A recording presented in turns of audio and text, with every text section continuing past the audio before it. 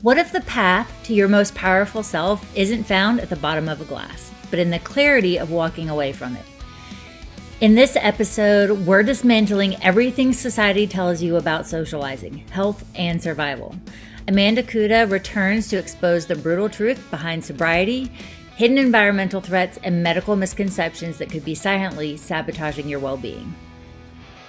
The Discovery Doc Podcast, where your journey to empowered, non-toxic living begins. Join me, Dr. CeCe, a doctor of nursing practice, self-proclaimed toxin tamer, and mama of four, alongside me, Annah Kate, your medical mystery overachiever. Together, we'll uncover the latest in functional medicine, debunk health myths, tame toxins, and provide practical tips for thriving in a modern world.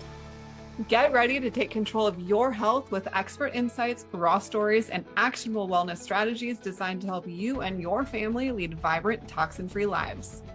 Let's discover together. Welcome back to the Discovery Doc Podcast. This week, we can continue. Hello, welcome to this week. We're continuing our conversation with Amanda Kuda, an expert in helping manifest the life you deserve and desire, alcohol-free. Yes. So y'all, if you have not listened, go back to episode 1 of this month because we dive in of who Amanda is, how she got to where she is now. And it is just such a unique and special place. And she's helping so many women just manifest the life that they deserve, truly. So diving right back in, Amanda, what does it typically look like if someone wants to change their relationship with alcohol? Where do you start? What are some of these definitions that get floated around? You know, we see like California sober curious. We see all these definitions. What are some actions of people when they want to start? What does it look like? And what are some realistic goals? Yeah, this is a really great segue from what Anna Kate was talking about at the very, very last of our last conversation. And that, like, you were saying that you could kind of take it or leave it with alcohol. You didn't grow up in a drinking household, so it's never really been a big central staple of your life. And I think that where I want to start is with a definition to help everyone get really realistic about what type of person they are when it comes to consumption. So Anna Kate, what it sounds like is that you are probably a natural moderator. And I don't know if you do that with everything naturally, but I'll kind of explain this archetype. And this is, by the way, not something that I made up. This is from another podcaster who and all of a sudden I'm forgetting her name. I'll come back around to it all the time. It's okay. Wow. And I've used this quote I literally quote this all the time, but whatever, we're just having a little brain moment. So anyway, this is kind of like an archetype that this podcaster developed. And moderators are people who naturally moderate. You do better if you have a little bit of your own resolve. Your own willpower is never a problem. In fact, if you take that off the table, then you really struggle. So it doesn't matter if it's food, dieting, exercise, whatever, you are able to like have a pretty moderate lifestyle with things. Does that check out? Yeah. Yep. Yeah. Based on what you said, I'm like, absolutely. You are 100% a moderator. And that's what we all covet. It's like the holy grail. Oh my gosh, if I could only just have this built-in willpower, this would be so great. And when we say we, I mean people like myself who are actually Gretchen Rubin. That's her name. There we go. Gretchen Rubin, sorry. Yep, got it. It pops right back in. So Gretchen Rubin came up with these kind of archetypes, moderators, and what I am, abstainers. And so I do better with an all or nothing goal. And that is everything across the board. I need to have consistency. So for me, even though I thought moderating alcohol was very romantic and sexy, and that's what I wanted to get to, it was so much trouble for my brain to make sense of it. I had to make up all these rules in my head about when I could drink and how much. And, you know, I would drink the glass of water in between drinks. I would eat on a full stomach. I would do all of these things to manipulate myself to try and make myself be able to moderate. And at the end of the day, it was still really hard. And so I found that I was giving so much brain power to it that it made more sense for me to say, nope, that's off the table. I'm going to abstain. And when I made that choice and accepted that as my archetypal role, wow, let me tell you what, my world expanded so much because I was no longer wasting this brain power trying to like strong arm myself into a way of being that didn't make sense for me. Now, of course, alcohol is an addictive and habit forming substance. So that is a little bit of a wonky one. And yet, because I wasn't addicted and because I didn't have a problem, I was able to choose, I'm going to abstain from this substance. And so I can then kind of like pivot into those different ways of talking about sobriety, but I really wanted to like let the audience hear, maybe I'm a moderator and this isn't a big deal for me, or maybe I would like to be a moderator, but that's not who I truly am. So would it be easier if I just chose to abstain because that's more in line with the way that I think and act? And for me, that's exactly what it is with fitness. Either I am going consistently and I have a very structured schedule and it's all or nothing. But if I try to kind of listen to my body doesn't know. It's not going to make the decision. So if you put a plate of cookies in front of me, I can have 0. But as soon as I dip into that, I'm going back for more. I'm going to keep going. So it's very, very much that take it or leave it, or maybe you're just better leaving it personality. So what if we have, and most of us 3 sitting here, I think are probably very in tune with our bodies, where we can naturally say exactly the type of person that we are. What about women who might not know where they fit in that scale? What are some good questions that we could ask them, or we could kind of plant the seed in their brains right now to help them decipher which one they are? Yeah. Mm-hmm. I think the big one is a really hard hitter, which is, am I struggling to moderate this habit or any habit? Do I feel like I have to use a ton of willpower? Do I feel like I have to make up rules to stick to moderation or to get myself to stick to this goal? Or once I've decided, is it naturally just like, oh yeah, I can take it or leave it now? Wow, magic has happened all of a sudden. Usually if you have to kind of fit yourself into that box, make rules, and you're really trying to muscle yourself into it, you're probably not that. And that's okay, because there is so much power in deciding I'm not a moderator. Mm-hmm. That's not who I am. I'm an abstainer. And if I can make decisions based on that, I will be so much better off. But because, especially when it comes to alcohol, the branding of the word sober, and I'll kind of roll into those other definitions, is alcoholic. Sober equals alcoholic, had a problem, 12 steps, right. AA. And guess what? If that is how you identify, that's okay too. That's wonderful. It's great to have, feel like you found like a tribe and a place and a naming system to classify what you're experiencing. But because that's not the full breadth of the spectrum, we started to develop other words to kind of make people who are wanting to go sober but don't want to identify as an alcoholic some other words. So you've mentioned several of them. Personally, I say that I'm alcohol free because it's very like kind of harkens back to like gluten free or dairy free, or some of those other phrases that we've become really accustomed to in the health and wellness world. And that means for me that I choose not to drink alcohol. For some other people, it might mean that they still use other substances, which I'm not opposed to. I think that, plant medicine and psychedelics can have their place in different healing journeys, but I don't use anything recreationally. And for someone who did choose to do that, there is the other phrase that you mentioned, Dr. CeCe, that is Cali sober or California sober, which insinuates that you don't drink, but you do still use cannabis in whatever form. And some people that's still recreationally, some people it's just medicinally. Most people, I would say it's probably still recreationally though, because that's just something that you want to integrate into your lifestyle. Sometimes I just say I'm a non-drinker or I don't drink. Mm-hmm. And then there's this new phrase that one of my friends, Ruby Warrington, kind of is credited with bringing to the surface, which is sober curious. And that is for anyone who would like to consider sobriety. They don't want to really classify themselves as sober, alcohol-free, whatever quite yet, but they're starting to want to dabble a little bit and blur the lines between what does it mean to be a drinker or a non-drinker.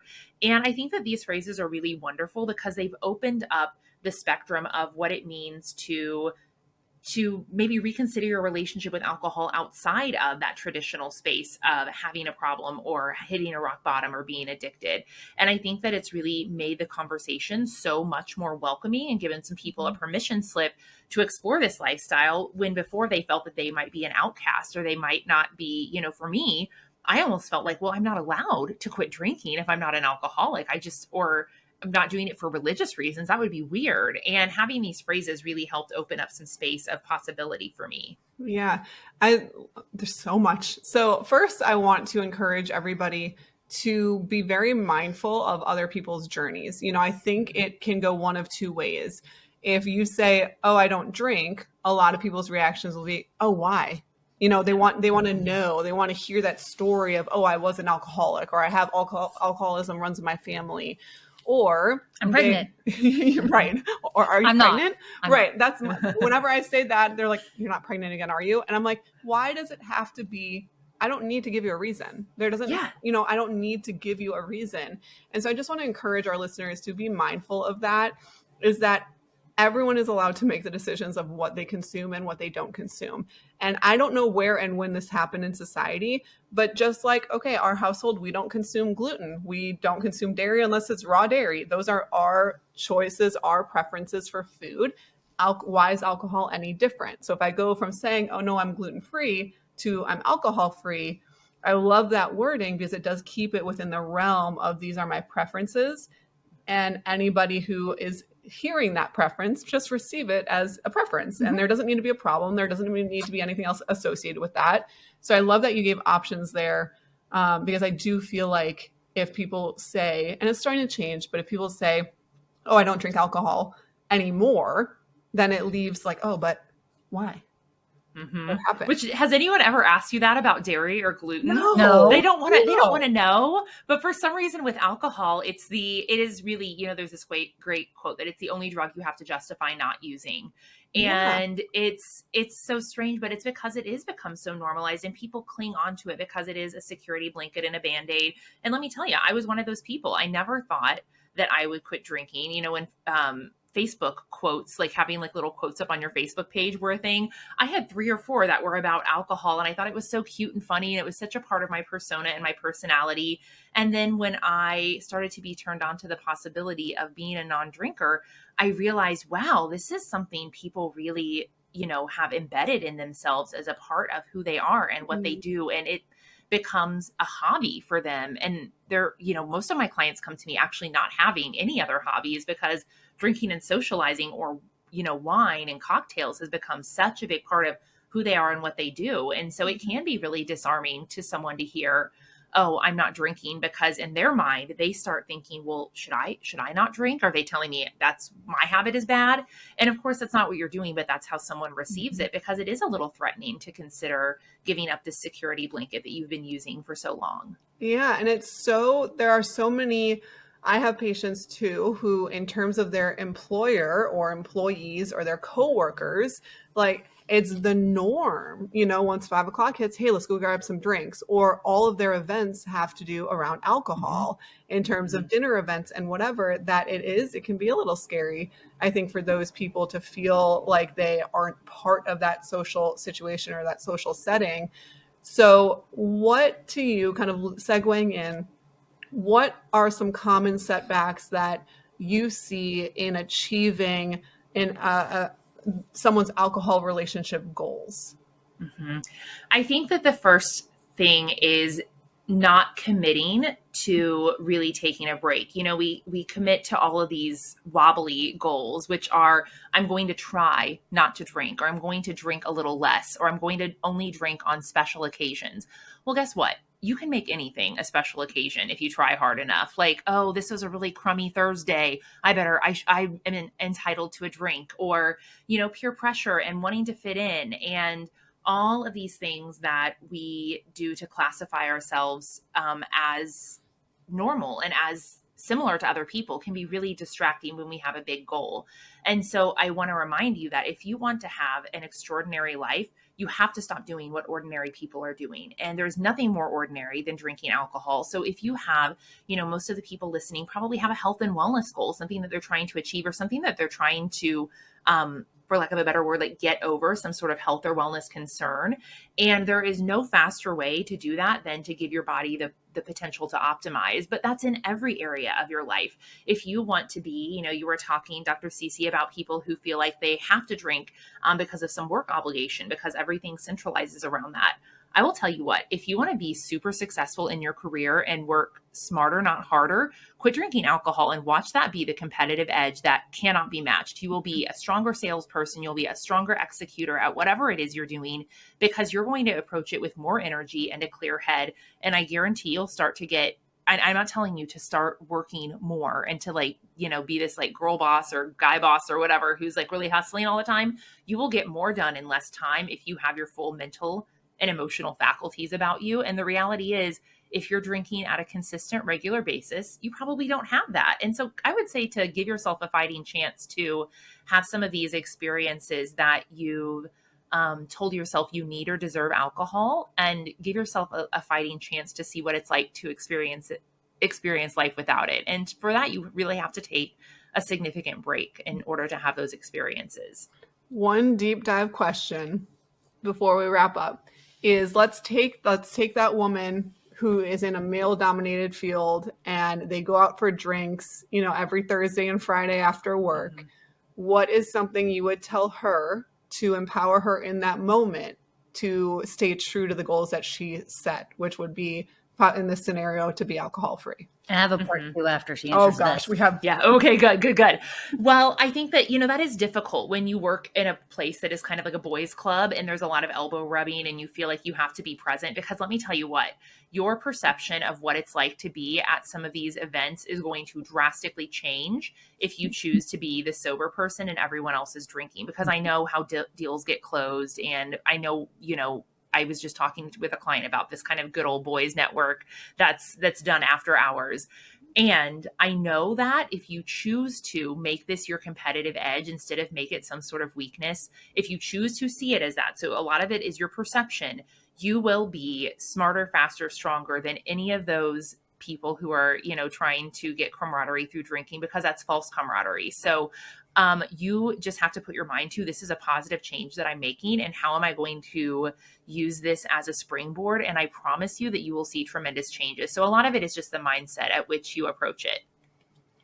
Okay, so you ready for part two?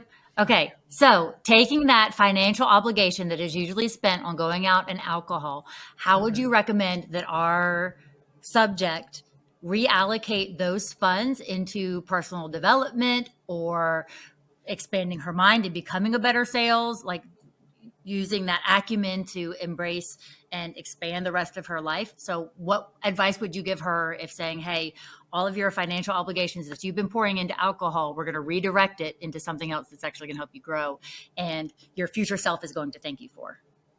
Okay, this is so important, because we have to remember that when you remove alcohol, again, your life doesn't just become rainbows and butterflies. You have to resource yourself for all of the things you are using alcohol for.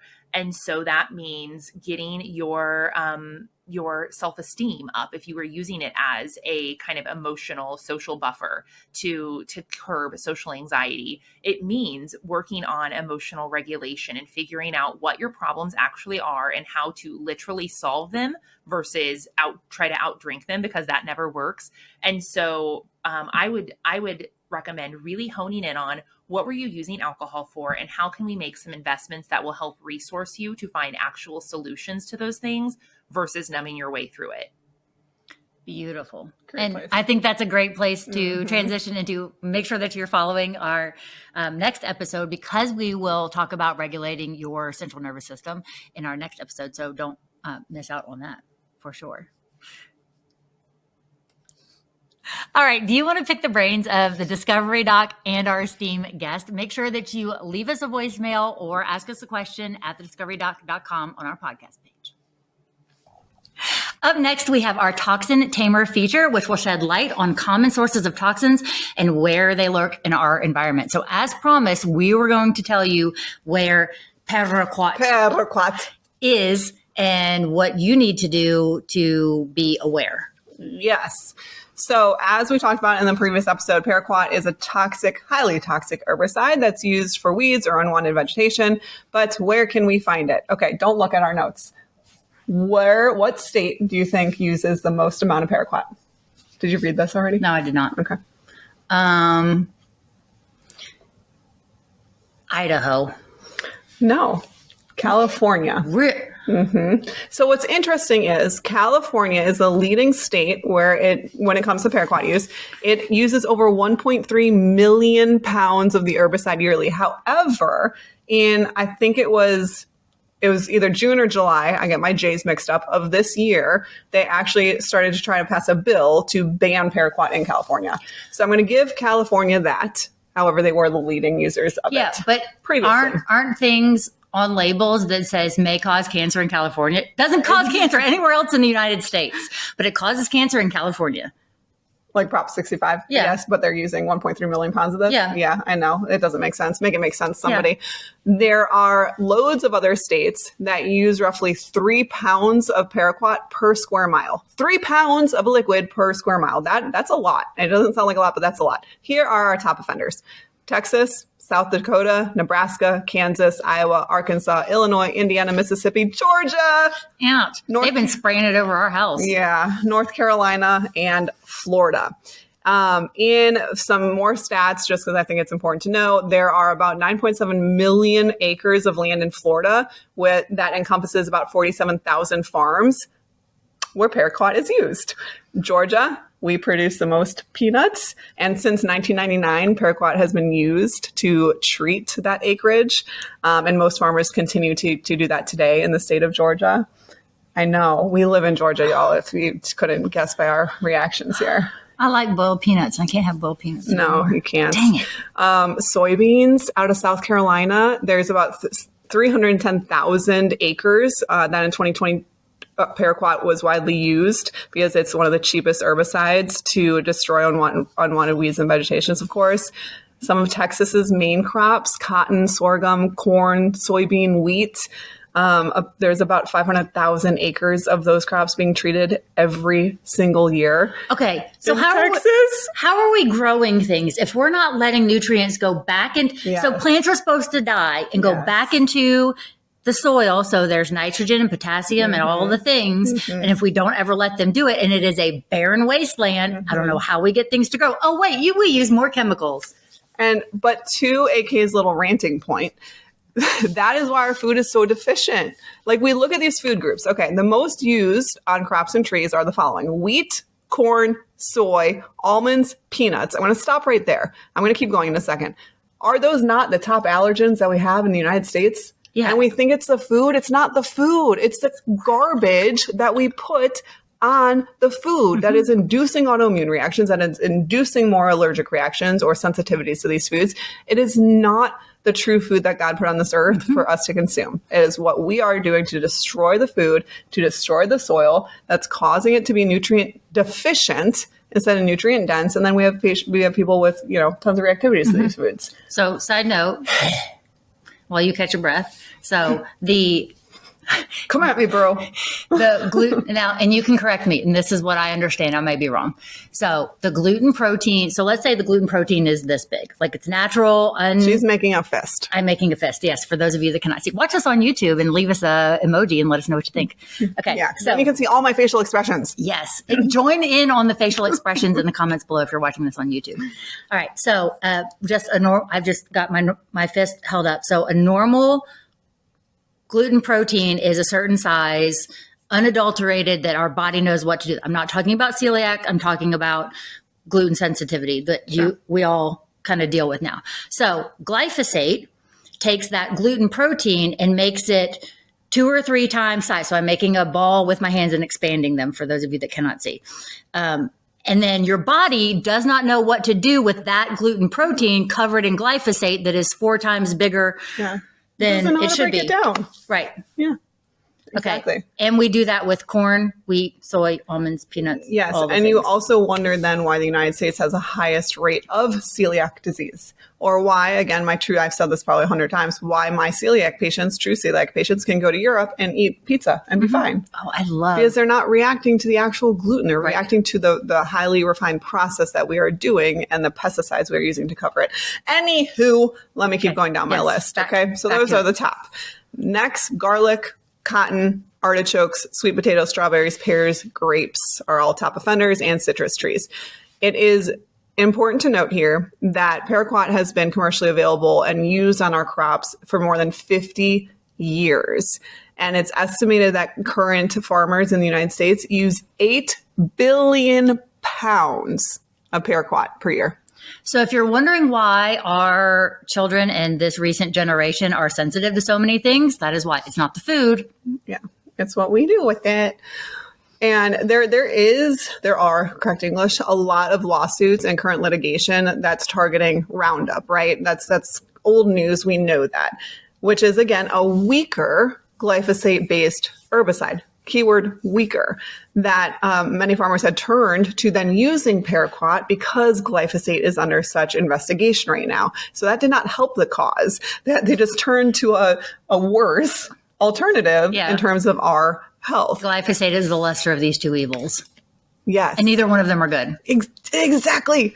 And so that to me is bananas. And we'll get into more of the research kind of behind it and what the EPA is saying and things like that in the next episode, because I think that is also crucial to our understanding of why something like this just is not banned. Yep. I'm hoping that the United States gets on board with the EU. I know, me too. In 2025. Relegations, yeah. Regulations, whatever that word is. Could you not think of the word regulations? No, you're thinking of a different word. Yeah. Oh, I don't. There are two words that have very similar letters. Okay. We're just staring at each other, thinking someone will come up with the word, but I think we should relegate to the EU relegations. There we go. Regulations. See? I'm sorry, guys, just had to listen to 45 seconds of us think about a word. My Super Jojo. Okay. Aww. All right. So we're going to continue this conversation next week. So make sure that you stay tuned and be sure to be the first to discover Dr. CeCe's top picks and swaps for the season. Join our mailing list at thediscoverydoc.com and stay ahead on the wellness curve. In this segment, we will be tackling the world of medical myths and urban legends. Join us as we debunk some widespread misinformation and set the record straight. So, CeCe, it's cold outside and we both have long hair. And I know that we both had long hair when we were little, and that was the worst to have to blow dry your hair in the middle of wintertime. And you just wanted to run around with a wet head. And mom's like, you're going to get a cold. Is this true? Yes. And you know what's so funny is even to this day, when we were back home, or we call it home, we were back in Illinois over Thanksgiving, and the kids, it was snowing, and it was like just light snow. And my kids, two of them were born in Florida, like they are not cold weather babies, and they just want to go outside. And Will's like, you have to bundle up. Like, you guys are going to get sick. You're going to get a cold. I mean, it's just common, right? Everyone thinks it. Everyone thinks that being cold will give you a cold. And no matter what your grandmama or your mama told you, spending too much time in cold weather cannot actually make you sick. So let's debunk it. All our childhood dreams are just everything we were told is a lie. Can't eat gum. Can't eat gum. Casper the ghost doesn't come out of pizza crust. That's the best. My sister, for those of you who missed it, my sister told me that when I was little, if I eat the crust off of Casper. Yeah, go listen to the other episode where we talk about Casper the ghost living in pizza crust. Yes, please do. Anyways, colds are upper respiratory tract infections, right? We get them from germs. We get them from viruses. There's over 200 families of viruses that can give us those symptoms that are of cold. Sniffles, cough, congestion. Are those rhinoviruses? Rhinoviruses are big ones. Hey, rhino, nose. Yes, rhinoviruses are the ones that are most often associated with the common cold, and that primarily affects the nose and the throat. Cold, what happens is cold weather usually makes us stay inside more. And when we're indoors, we're in closer proximity to other people. So we can actually have person-to-person transmission much easier for respiratory viruses when we are told to stay indoors or when we do stay indoors because it's cold outside. Yes, because of the heat and having a warm environment inside tends to dry out your nasal passages, and that's what can lead to a crack to give the invaders an in. Exactly. And to overaccumulate and cause you to be sick. This is pretty fascinating. There are actually studies that have proven that healthy individuals who spend time outside, who spend time in temperatures just above freezing, they are found to have increased healthy virus-fighting activity within their immune systems. So is that like cold plunging? Right. Yeah, exactly. And so the reality is you're more likely to get sick when you're stuck indoors, where germs are more easily passed than they are when you are outside in the free air.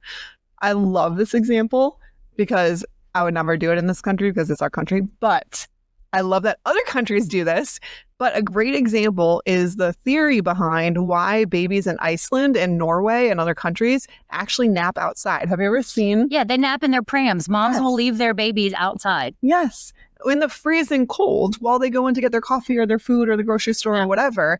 And it's for several reasons, but the number one reason is for them keeping the baby outside with the fresh air and the natural elements actually helps to strengthen their immune system and reduce the chances of them becoming ill by not bringing them indoors with all the people in close proximity.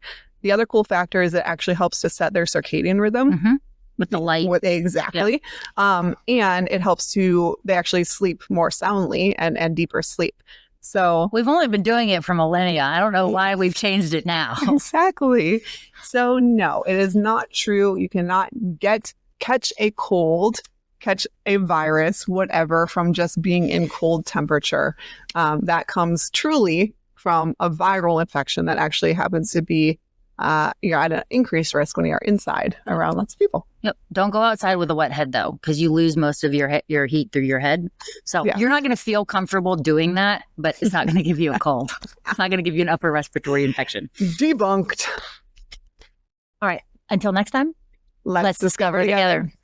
Make sure that you are on our insider list for exclusive invites and perks directly from me into your inbox.